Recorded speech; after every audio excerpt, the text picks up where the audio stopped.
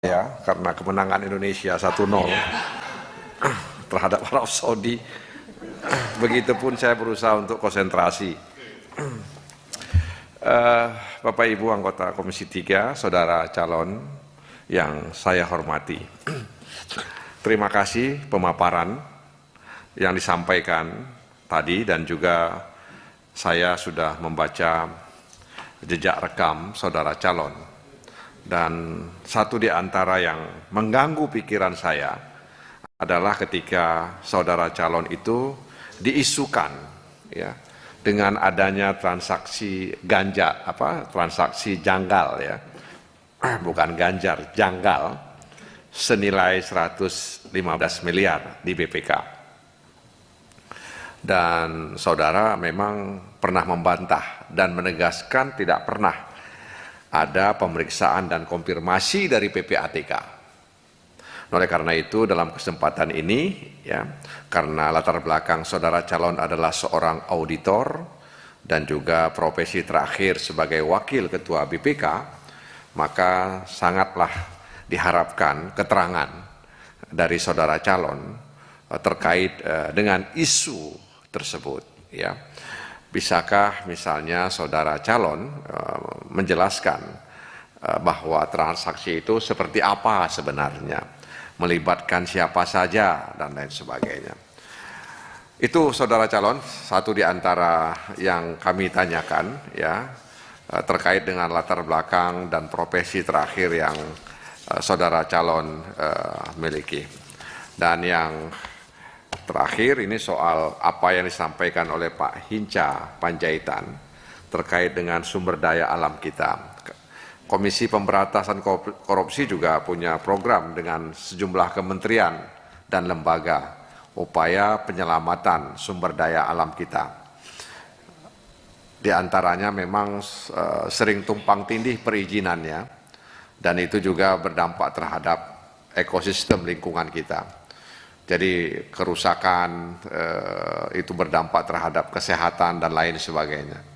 Nah karena itu saya ingin mendapatkan gagasan dari saudara calon terkait penguatan KPK menyelamatkan sumber daya alam kita. Demikian Ketua, terima kasih. Saya kembalikan. Wassalamualaikum warahmatullahi wabarakatuh. Waalaikumsalam warahmatullahi wabarakatuh. Dari PKB berikutnya Nasdem siap-siap.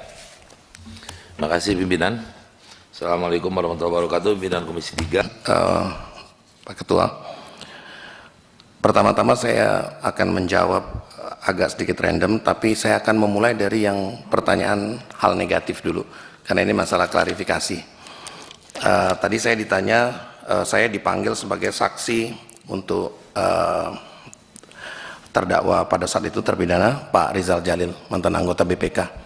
Saya jelaskan bahwa saya pada saat itu dipanggil sebagai saksi A the chart dan saya menolak untuk datang.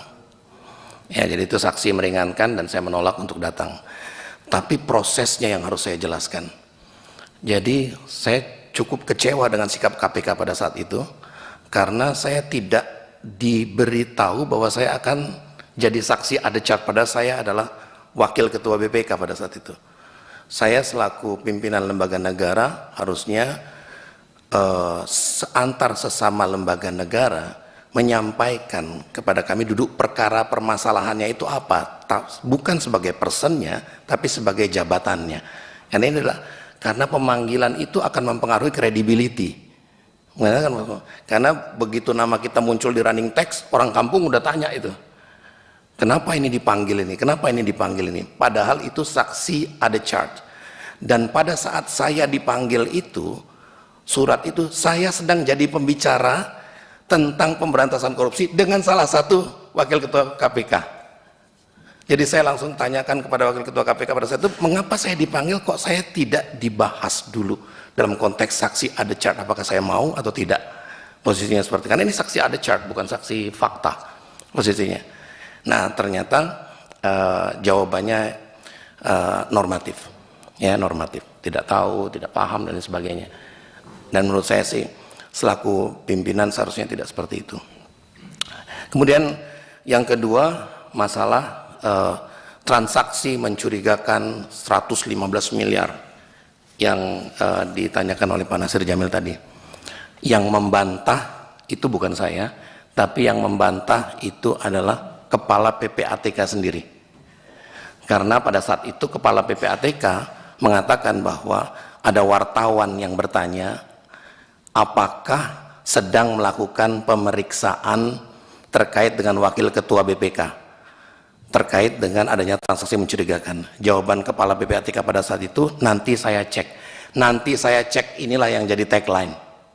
Jawaban nanti. Nama wartawannya sampai sekarang saya masih ada karena diberitahu oleh Wakil Kepala PPATK pada saat itu, nomor teleponnya masih ada dan sebagainya. Ya, dan ini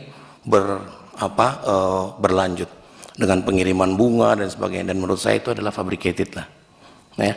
Dan saya rasa penjelasan saya ini menegaskan bahwa saya tidak pernah ada transaksi 115 miliar seperti yang dituduhkan itu, dan tidak pernah ada. Dan saya berharap bahwa pengiriman bunga itu tidak mempengaruhi kredibilitas saya secara pribadi dan sebagai Wakil Ketua BPK selama 4 tahun.